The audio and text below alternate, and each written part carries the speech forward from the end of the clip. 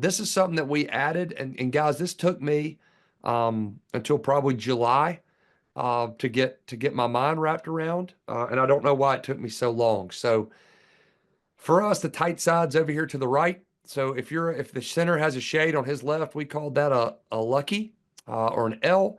If it's head up the center, we called that a zero. And if he's to the center's right, we called that a Ringo to the right. So that was it. So the center just had to say lucky, zero, or Ringo every time he came to the line of scrimmage. The tight guard or either guard, their shades would be one, two, three. Two obviously being head up. The tackle is four, five, six, and the tight end is seven, eight, nine. So after 24 years of coaching and using the Bear Bryant system, the 4-eye and the seven technique and all those, the six being head up, the tight end, and all that. We went to this, and when we went to this, our kids immediately, it just immediately clicked for them. And I just wondered why for 23 years before that, we had not done that before. So a very wise coach talked to me about this. It took me still about 3 weeks after that to wrestle with it in my mind. And I still said a lot of times to our scout defense, get in the 4-eye. And our players are looking at me like, I don't know what you're talking about. So hopefully next year I won't make as many mistakes talking to our scout defense. But man, this made a lot of sense to our kids, and calling out those shades is crucially important for running the triple. So I wanted to show that on there for you. Okay, so if you're running triple, then you got to start with the count. So number one for us is who we got to designate, and we've got to talk to the quarterback about who number one is. So number one for us is the read key for the dive. And the number one defender on this play on 38 and 39 for us is the first defender from a 4-out. So if I go back here to our numbering, the 4 is inside shade of our tackle. So anybody, the first bad jersey from a 4-out is number one. So we started working with our players on 30 series. They had to come to the line and identify who was one and who was two. And we started doing that. And again, we may have given it away a little bit or something at the line of scrimmage. But until we learned who was one and who was two, we couldn't run the play. Number two for us is the pitch key. For us, that is the next defender that can actively tackle the quarterback if he pulls it. So this is another thing that helped us running this back to the split side over here, because typically the first guy from a 4-out is going to be who most people would designate a D end. And then the next guy, number two, would typically be off the line.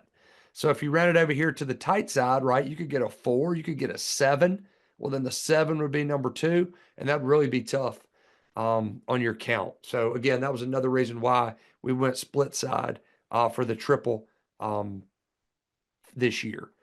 We gave the quarterback 3 different looks every day after we sort of made up our mind how we wanted to run this. So typically we really wanted to try to attack or exploit a 4-3 defense or a 4-4 defense. So that's kind of what we made up our mind to do. You can run it and you can practice it against an odd front. Harding does it every day, so it's certainly possible to do, but we just wanted to narrow it down this year. So for us, the first look was a boom boom with number two hot and blitzing off the edge, which I'll show you. Boom boom for the quarterback would designate that he would pitch the ball as quickly as he possibly could. A stack look would be number two saddled up and an exchange of the reads.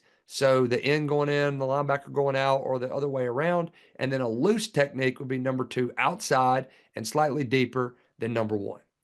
So let's go back through real quick. So the first thing you have to do is identify the number one defender. So in order to do that, your tackle on the veer side has to be smart enough to count who's one. Then you have to identify two. Now, the real job to identify two would be a couple of people. The slot would have to identify two to make sure he didn't block him. The split end would have to identify two to make sure he didn't block him. And the quarterback would have to identify two to know who to pitch the football off of. So again, the more you can simplify the defenses that you're going to see when you run this play, then the better you're going to be your kids understanding it. And the more defenses you try to show, the longer it's going to take, the more time investment you're going to have to spend or invest on this play. So I hope that makes sense to you. Okay, I've got a couple of things here just drawn. Um, this is the boom boom read. So again, 4-3 defense. Again, if I'm thinking triple, my mind is immediately going 4-3. So if we're running 4-3, then how are they going to line up? What are they going to do? How are they going to give us a look? Well, number one in this is the red defender. He's a 6 technique. So when our split tackle comes to the line, he would get his split, which would be 3 feet. He would put his inside hand down and he would identify what he had aligned on him. So in this case, if he had an inside shade, it'd be a 4, a head up 5, or in this case, it's an outside shade, which is a 6. So he would say, hey, 6-6-6, 1-1-1, and point at the 6 technique. Again, that would help the quarterback. Now, in this case, the quarterback would recognize that that outside linebacker, Sam or Will, however you want to designate him, is down near the line of scrimmage and is likely gonna blitz and hit the quarterback in the chin. So he would make a boom boom call, which would alert that tight slot on the quarterback's right that the ball was going to be pitched immediately. So now you've got 39. This would be right 39 in our terminology, and the boom boom read. So again, that helps you. So the fullback would know it's 30 series. He's going crack of the guard. The 9 would tell him to go to the left. Of course, his wristband would tell him as well. Now, if you get this stack look, this is the most difficult one because the quarterback has to read 2 defenders simultaneously. Versus the stack, really, the ball should almost always be pitched, which helped our quarterback. So he understood, hey, if I get a stack, I'm going to pitch the football unless both defenders go out. So that was his rule. So he had to take his eye, he had to recognize the stack, he had to take his steps and get his eyes between the stack, all right, and recognize if both defenders were going out. So you can imagine how many reps we gave him of both guys going out so he could get that read. Now, obviously, both guys can go in or they can split either way as I have it drawn here. This is the hardest read. We call it an area read because it's the hardest read. We spend the most time on it. But if the quarterback can grasp the concept of a stack is almost always going to be a pitch, that's going to speed up his processing. Right here, we would call number 2 saddled up, which means just basically right behind the defensive end, almost with his hand on him. You could call it a hip stack, however you want to call that. But for us, that would be a stack look right away. Again, we have a 6 here, and that linebacker would be a 60 linebacker. You have the 00 Mike and the 70 technique Sam to the tight side. So for us, that's a stack look. And then this for us would be a loose look. So, for example, if you wanted to take that Will linebacker and walk him off a little bit, sorry, I didn't put the numbers in here. I need to go back and do that. But that's a 6 technique for us. Remember, tackle 4-5-6, so he's outside. And then that linebacker is more like a 90 backer, which for us, we would want to loose this.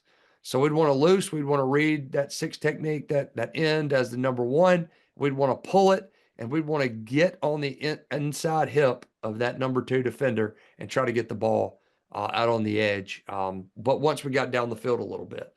So we would show the quarterback this look as well, but our quarterback would be able to immediately tell you if he saw these 3 slides, hey, coach, boom, boom, stack, or loose.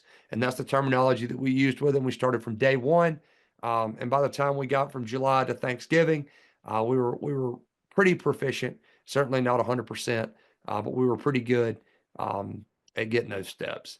If you want to be a triple team, then you have to practice triple every day. It's not, we've always joked about hobby option. You can't be a hobby triple team. At least I don't believe you can. Pitch the ball in that 3-to-1 ratio. Use your perimeter drill every day to get these looks. And the quarterback has got to understand what we just talked through right there and when and why you want to run this play. So for us, we spent a lot of time talking about it, drawing it on the board, going through it. Hey, when and why. If I call 38-39, this is why I've called it. This is what you're looking for. So again, we tried not to give that guy any gray area, or leave it open-ended.